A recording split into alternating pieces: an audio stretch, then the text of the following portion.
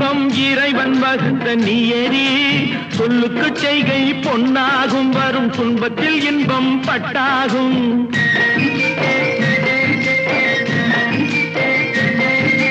சொல்லுக்கு செய்கை பொன்னாகும் வரும் துன்பத்தில் இன்பம் பட்டாகும் இந்த இரண்டு கட்டளை அறிந்த மனதில் எல்லா நன்மையும் உண்டாகும் எல்லா நன்மையும் உண்டாகும் ஆறு மனமே ஆறு அந்த ஆண்டவன் கட்டளை ஆறு ஆறு மனமே ஆறு அந்த ஆண்டவன் கட்டளை ஆறு